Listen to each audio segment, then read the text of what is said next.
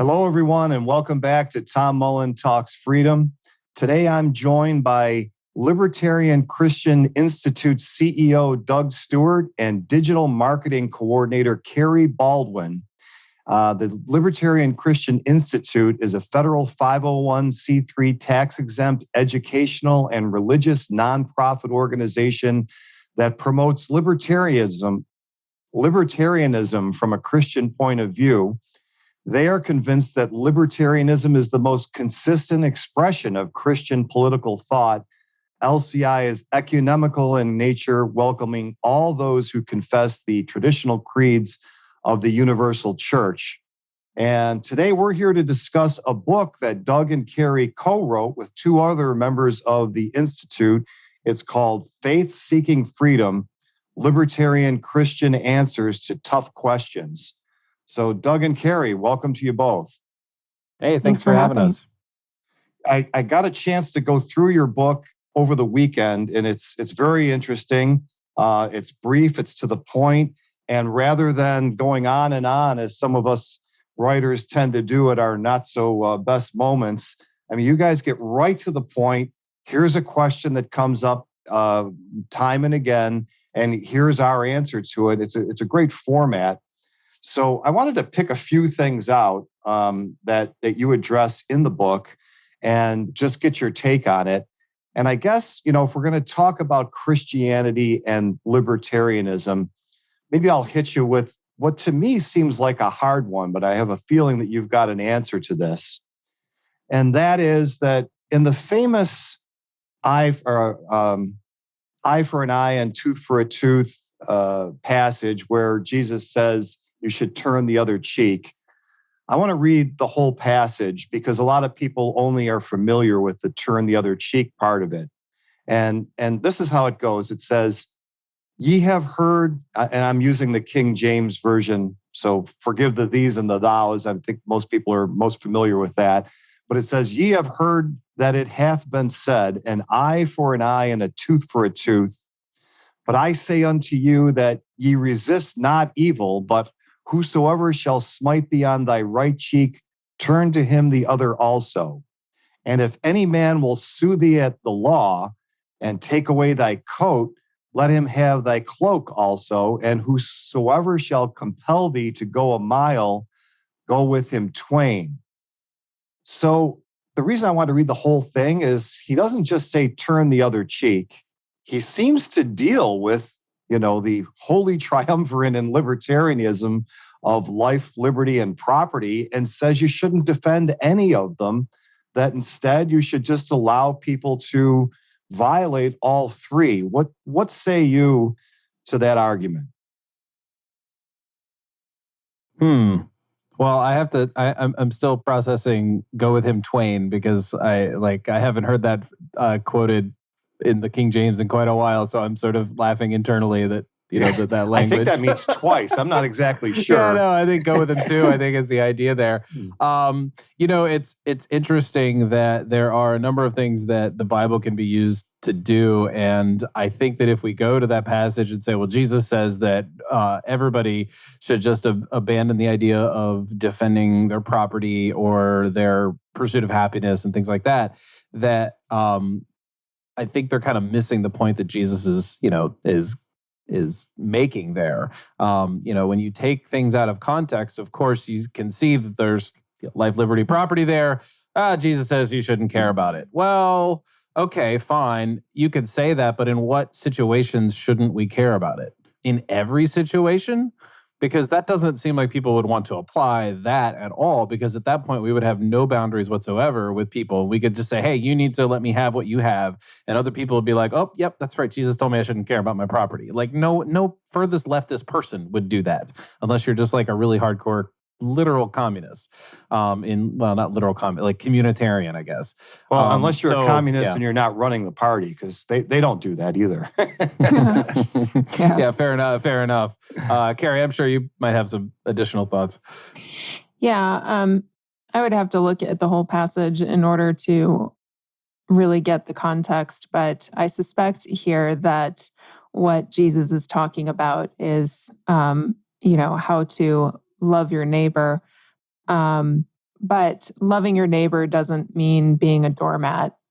If we were to say, oh, well, a guy on the street who wants to demand sex from me, I'm just supposed to give it to him because Jesus said that's how I love my neighbor. No Christian would agree with that. So there's clearly some context that needs to be had here. And without doing a thorough review of the passage, I can't speak to it any more than that. We're not going to exegete it here. Yeah. So. Well, and I think what I would also add to that is that, there are other options between mandated behavior and prohibited behavior, which is, of course, voluntary behavior. And I think one of the themes I got from your book over and over was that Jesus asks us to do some things voluntarily that we don't necessarily have a right to compel others to do. So that's kind of the way I've always read it. I was interested to see what your take was on it. Another thing that I was just reading this other part of your book, and I was thinking the whole time Brave New World, and then there it was in your book. And this is kind of related. It says, isn't Christianity about selfishness? Isn't Christianity about selflessness while libertarianism is about selfishness? And I think you kind of touched on that, but what else should we know from the book? Yeah, I mean, the reason that question is in there is that I repeatedly get pushback from my leftist friends. I don't know if I actually wrote that question or not, or the answer to that question or not. I can't quite remember, but I have to get pushback from my sort of left-leaning friends who are Christians who talk about, it's just based on greed or selfishness. And greed is kind of a catch-all bad term for where capitalism is. But when they say there's a libertarian philosophy, because it's individualistic, it's based in methodological individualism, that is a sort of carte blanche permission for people to simply be selfish. And so that's why they say it's built on selfishness. And then when you get into the economic explanation or just maybe human explanation of the difference between self-interest and selfishness, they say there's this distinction without a difference. And they say, oh, you're just, kind of covering it up, or you're just trying to obfuscate whether or not we're actually being selfish, and that, people shouldn't be pursuing self-interest because that's pretty much the same as selfishness. And, one way to put that is that you could say that it's kind of stale to say it this way, but we're goal maximizing automatons. I mean, we're more than that, but that is what we do. We have goals and we try to achieve those goals. And individuals are the agents that actually end up being, there's no, in a sort of proper sense, group decision making. There's individuals making decisions in that group. So insofar as people think that libertarianism is about selfishness, I could sort of wrap my head around the idea that there are libertarians who want to be libertarians because they want to be left alone and they have their own thing and they are selfish. So maybe there's that. There's also, I think is it Ayn Rand who wrote The Virtue of Selfishness? And so that's kind of a popular book and in some sense. And so it creates the stigma that adds to this sort of possible disparity. When Jesus said, love your neighbor as yourself, there's this inherent idea that there is love for oneself. How can I know what that looks like if I don't know what it looks like to love myself? Yeah, and there is a point to which you can love yourself too much. I mean, Donald Trump might be the, obvious example here. This guy's all about himself. And we know that that's actually not what libertarianism is about. It's certainly not what Christianity is about. That's not really what this really is. It's really a sort of an easy excuse to sort of pick at language and maybe pick on a few bad apples to pin libertarianism on selfishness. Carrie, what you just said earlier about the true ramifications of complete selflessness. And in Brave New World, they do have an arrangement where everybody belongs to everybody, and you're supposed to just sleep with whoever asks you to. But there's even more than that. What more in that book does the book show about taking, complete selflessness to its logical conclusion? Well, the logical conclusion of that is that anything that Christians hold dear becomes obsolete. So monogamy becomes obsolete. Marriage becomes obsolete. Genuine love for your neighbor becomes obsolete. And any sense that you are an individual becomes obsolete. So these are all, and I would even say that part of this criticism comes from Christians who tend to they tend to argue against libertarianism based on what they know of people like Ayn Rand, which is wholly ironic because Ayn Rand she was not a libertarian. She spoke against libertarianism. She hated us. So, it's a little disingenuous for Christians to criticize libertarianism on the basis of Ayn Rand and, even her ideas on selfishness are nuanced, right? The other issue that I would say comes up with this criticism is that they don't understand what methodological individualism is. They think atomistic individualism, which is the idea that we're all self-sufficient and, our own private islands and we don't need anybody else. And I don't know a single libertarian thinker who believes that. In fact, Murray Rothbard has wrote against that idea. When we say we're methodological individualists, we're simply saying that it's the individual who acts, it's not groups who act. But we also recognize that we need each other. We can't actually be entirely self-sustaining. This is why we have economic concepts like the division of labor and so forth. So, but to take it back to your, to the Brave New World issue, what's interesting about Brave New World is that they still have to create their caste system. They still have to have a division of labor. They still have to have all of these things. It's just, predetermined by somebody who's trying to centrally plan the whole bit. And so, when you get Christians who want to talk about how we live in community and we're supposed to love each other and be servants to one another, this is all true. But those things are voluntary. They're necessarily voluntary. And it is not at the cost of the individual's own dignity. So I think Doug is right when Scripture says that we are to love our neighbor as ourselves. There's an implicit command for us to love ourselves as well. So I'm glad you brought up Ayn Rand, because I don't know where this comes from, if they train progressives that when they hear the word libertarian, they're just supposed to say Ayn Rand. But it's true that you make two good points. Number one, she wasn't a libertarian. She didn't like us very much. But they don't even get her right. I mean, even what she says about these things is more nuanced than what they tell us. I'll tell you, I think I know exactly where they get it from, because when I took my philosophy degree, one of the classes I took was political philosophy. And the people that they bring up when they talk about libertarianism are Robert Nozick and Ayn Rand. So, from a public state school education perspective, that's where they're getting the ideas from.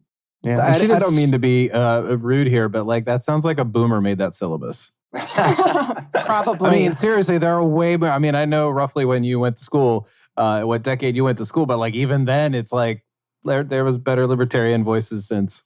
Right. Yeah. Yeah. I was born in 1965, by the way, so not a boomer, barely, but I wasn't impugning you. All right, so let's talk about bureaucracy for a minute and regulation, because you say libertarians prefer markets to bureaucracy. But doesn't a laissez-faire market operate on the principle of greed, one of the 7 deadly sins? And however imperfect, doesn't regulating some of that at least make it a little more Christian? I mean... Yeah, I can. Either one. I should be directing these questions towards one or the other. I'm not used to. No, it's all good. We can. Yeah, no, it's cool. I got put on the spot one time in an interview once, and I was not the one of the two of us that was best to answer it, so it was a little awkward. Yeah, I mean, I can, at the very minimal, or at the very least, at minimum, however I want to say that, you can assume that there's greed in a market, but I don't think that you can assume, and I think that's a fair assumption, right? People have greed, right? And people want more money, even for good reasons. I want more money because I need more money. I want to provide something for my kids. I want to save more for my kids so they can go to a nicer school than I was able to go to. Those are consumptive purposes in the sense that aren't really greed. When people want to attribute greed in a situation, they are attributing motive and attributing like a whole lot more than just people's goodwill efforts to make an honest living. And I think even most people don't even care if people become maybe like sort of, entry-level millionaires because, they ran a business for 20 years and that business just ended up being profitable over the course of 20 years and they've got $1 million or $2 million in the bank or whatever. I don't think people begrudge that level of pursuit of profit.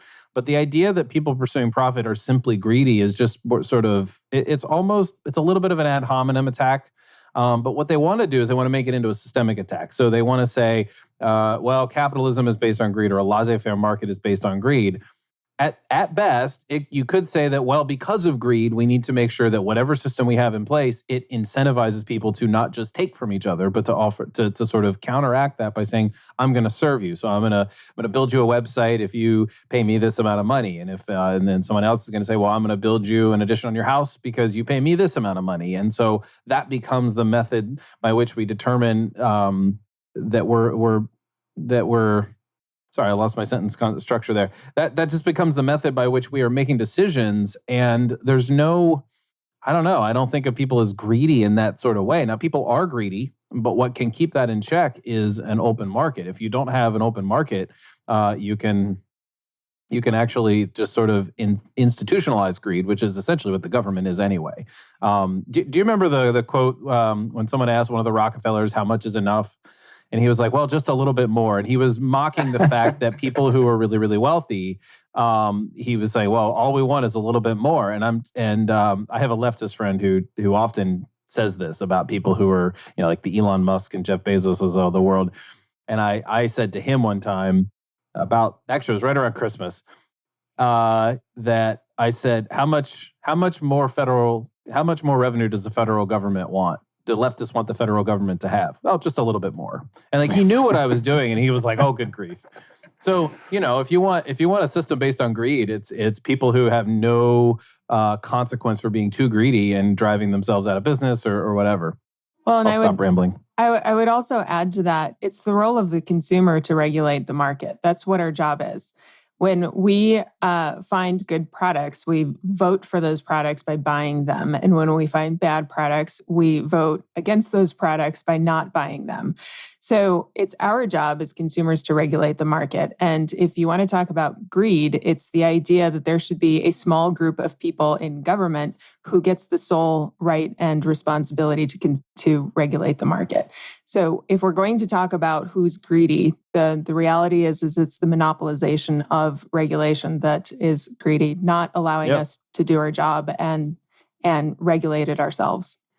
I'm going to add one more thing there. It should be said that not just the consumer is the sort of regulator by the buying or not buying and so forth.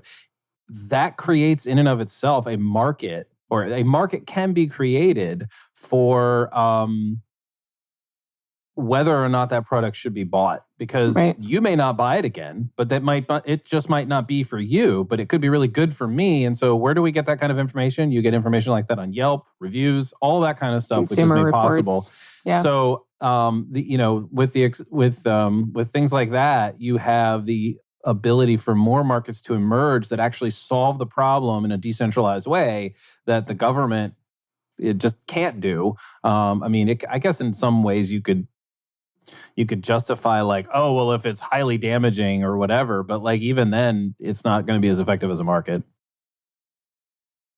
All right, how about I'll direct this one to you, Carrie, and then Doug jump in afterwards. But Christianity sets all sorts of limits on conduct that libertarian doesn't. And for example, libertarians would legalize prostitution.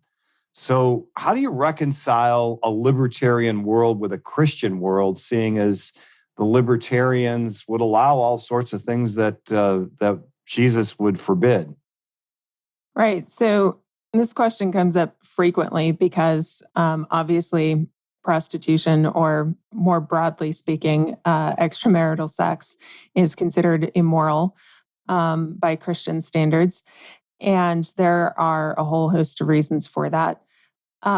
Libertarian philosophy is, strictly speaking, a legal philosophy. It is asking the question, what should be considered criminal? Or more specifically, what are we going to allow the use of, the legitimate use of violence in order to stop? And so we have the non-aggression principle and the principle of self-ownership in order to help us identify what actually constitutes crime. And when it comes down to it, there are a lot of moral problems, moral behaviors that we would call vices, things like prostitution, drug addiction, those sorts of things that don't actually constitute crime. They're not an initiation of violence against somebody else. Why would a Christian want to legalize prostitution? Well, it is the best opportunity to get women out of those situations. Most women are either trafficked into it or feel like they've got no other option to in order to provide for themselves. So poverty. So by decriminalizing prostitution, we actually give women an opportunity to get out of these situations.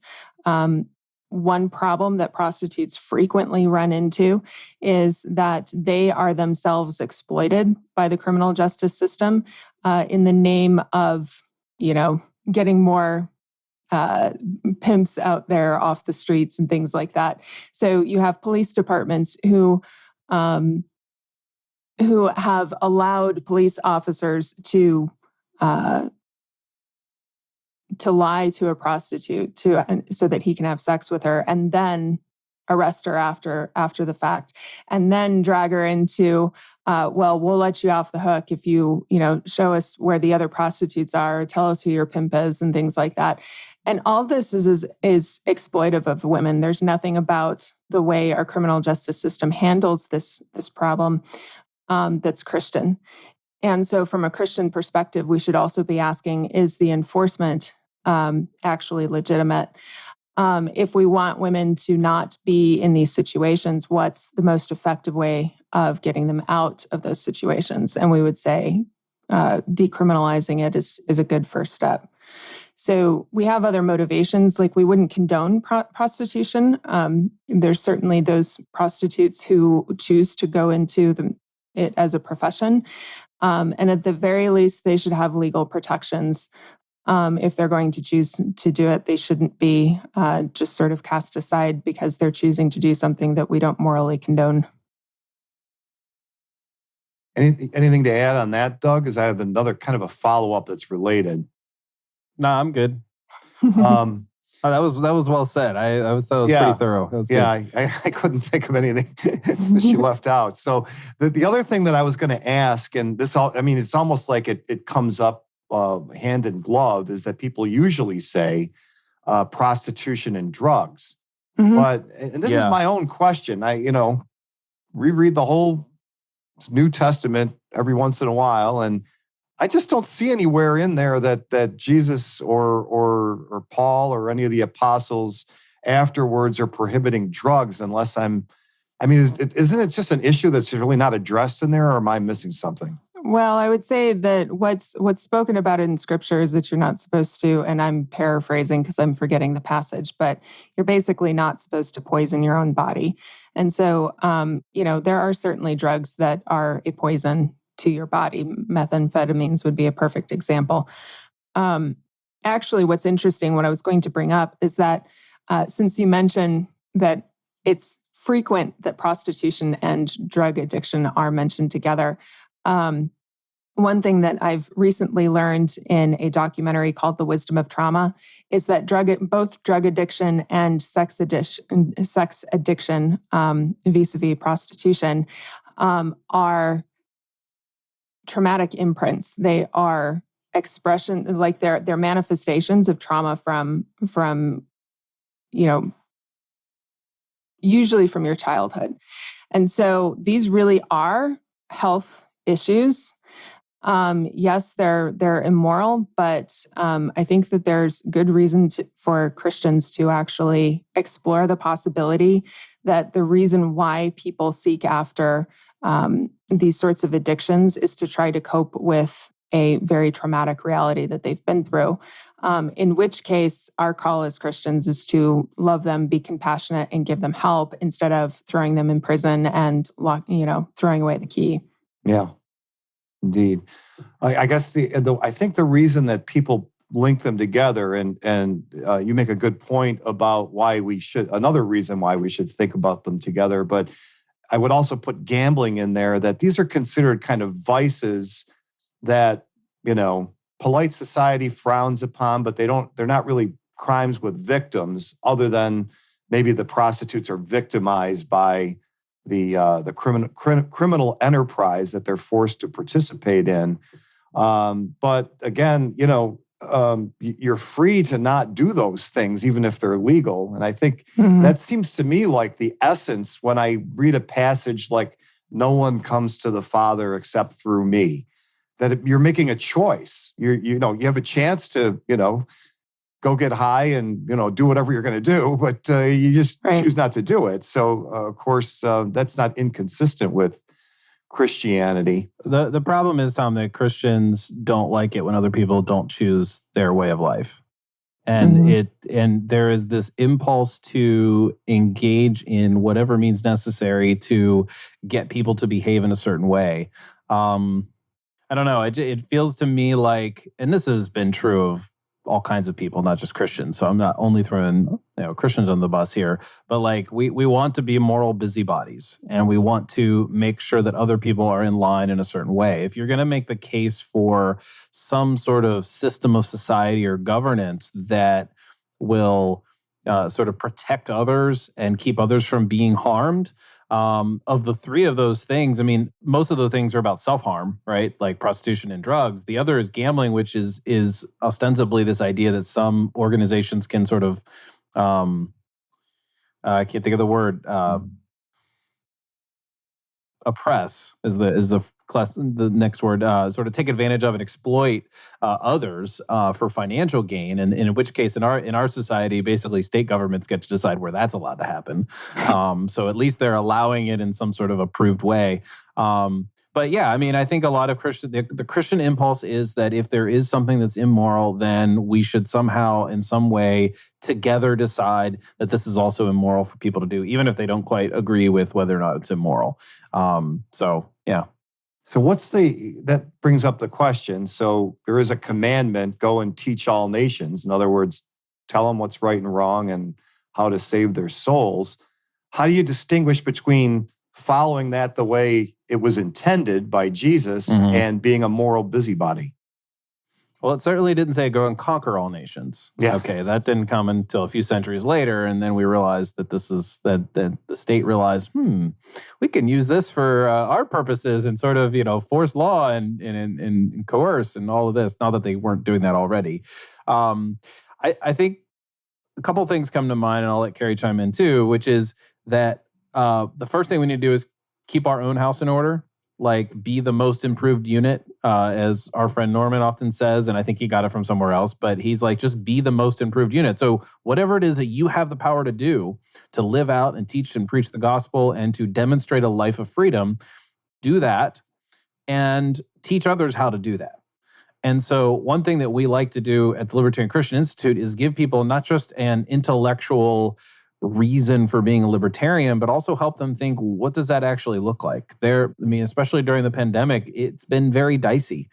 Even between Carrie and me, we disagree on a handful of like individual behaviors as to whether or not you should get vaccinated or mask, or where you should mask and when you should, and how you should interact with those people. What does it look like to be loving to your neighbor in these situations? And so there's all kinds of, conversation about that.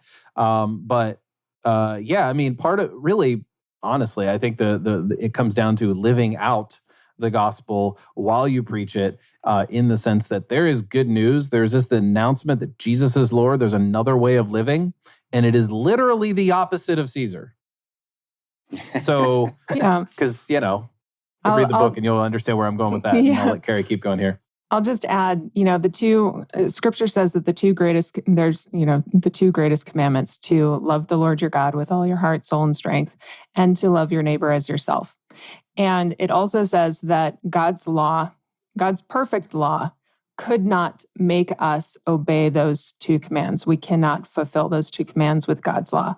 And yet, human beings have this idea that man's law can help us fulfill those two commands. So you have conservatives who try to get people to love God via their, abandoning their moral vices, using the man's law in order to make that happen. Liberals do the same thing as far as loving your neighbor as yourself. That's why they're more social.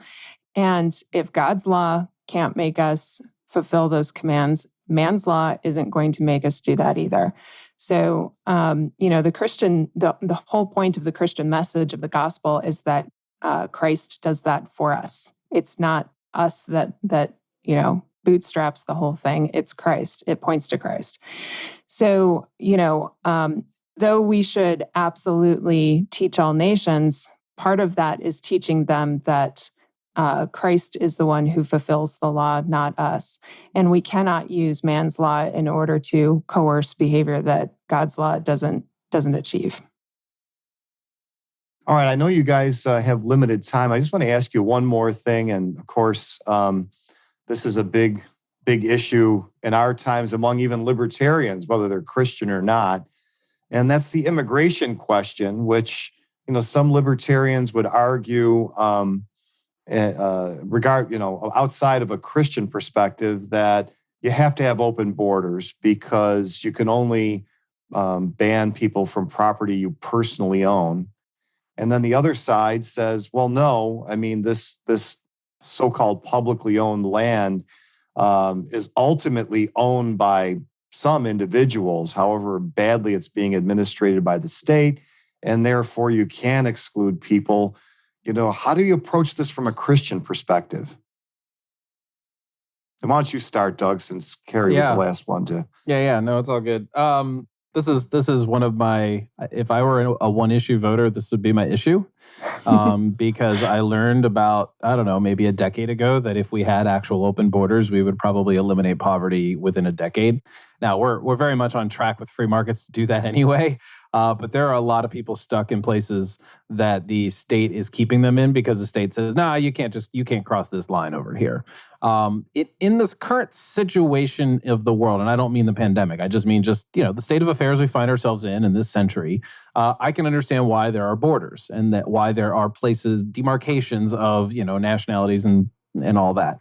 However, I believe that just like we as Americans have a sense of belonging as a single nation, and yet I can cross over the border from Pennsylvania into Maryland, into New York, into all the other states that surround Pennsylvania, and I can keep going and I can keep going and I can keep going. And nobody on the other side of the border says, hey, where's your papers? Can you please tell me why you are coming to this state? Like, there has been an agreement for nearly 250 years that we are allowed to keep crossing these borders without any sort of hostility or questioning. Now, obviously, there's some few exceptions there with federal criminal stuff, but outside of that, that's been the history of our country, and I think it's worked out pretty well for us. And so, from a Christian perspective, there's no. I would say there's really no place in the scripture where we can say, hey, borders are good things. What we do get from scripture is God constantly reminding the Israelites and constantly reminding his people that they were once slaves in Egypt, that he is their God, that they need to treat foreigners well. Like, the heart of God, as we read the Old Testament especially, is very much pro-immigrant, pro-alien. That's actually a really good word, I think. I know we use the word alien differently nowadays, but that word of that strange person in your midst, to treat them hospitably is actually really important. I mean, one of the reasons cited in one of the later prophets one of the reasons for Sodom and Gomorrah's demise, among another, is that they were not hospitable, and we find that in one of the later prophets. So there's this attitude about that Christians ought to have toward those who are immigrants to their land. And again, I know that we're not a Christian nation, so it's not like Christians own this land and we need to be hospitable, but that should be the attitude that Christians should have. So it should be Christians who are the ones saying, okay, fine, we need some sort of process for border enforcement, but we need to make it easy because we need to be a welcoming nation. We need to be a welcoming people. We need to open up the gates so that people can come and pursue life, liberty, and happiness. And so I was going to say life, liberty, and property, and I feel like I got the phrase wrong. So that should be our attitude: is that we need to have an open arms. It's also a very American attitude to have. It's really crazy to me that the origin story of America, despite some of its downsides, despite some of the egregious things that we've done, that our ancestors have done in this country, has been that people are welcome to come here and also welcome to leave. So, I mean, I know the IRS follows you if you leave, but outside of that, you're literally free to leave. So I think, from a Christian perspective, I think it's really an attitude thing, because I'm not sure there's something in the Bible that says this is the right policy. So anyway, I'll stop there. Anything more, Carrie? Well, I live in a border state in New Mexico, and I also live in a sanctuary city. And so we get, it's quite normal for us to have migrant workers come and come up here. And I think that, number one, there's a stigma that's associated with immigration that shouldn't exist, because I've met these people and they're some of the greatest people with the greatest work ethic, and they just want to provide for their families. And I don't see how that's a problem. Number two, though, is the actual immigration process that we have is completely unfriendly. Like, it's one thing to say, yes, we welcome immigrants, just go through the process, but it's another thing for them to actually go through the process. I know a couple that immigrated from Egypt. They were Coptic Christians. They wanted to get out of that situation. They came here to America, and the system is such that it requires them to get on welfare. It requires them to get on all of these programs and become dependent upon the state. And so, the criticism from conservatives that are, when immigrants get here, they just siphon off our tax dollars. Well, yeah, the system's set up that way. Nothing says that if immigrants come here, they're automatic, that they want to go on that system. In fact, I know this couple said they didn't want to go on that system.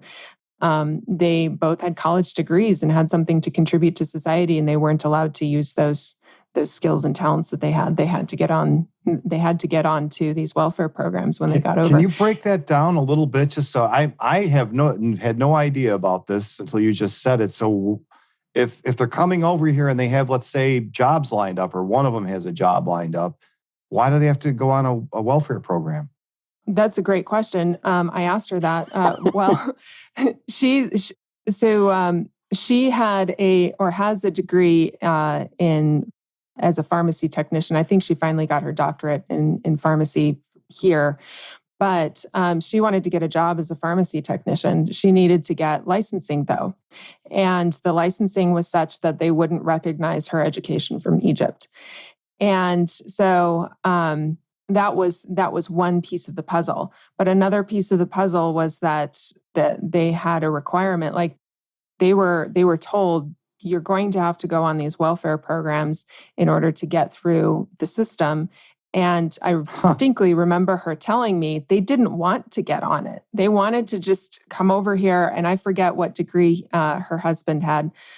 I think he eventually became a translator. But they had marketable skills. They could have gotten jobs very easily, but they weren't allowed to because of all of the government processes that are in place. And there's more to it. It's not just those two processes. It's very, very convoluted. Yeah, you're taking me back, because in a previous life that I almost forgot about, I for a while, I was a physician recruiter. So literally like a headhunter for doctors. Mm-hmm. And I placed some that were educated in the United States, but I placed a fair number of, they used to call them foreign medical graduates.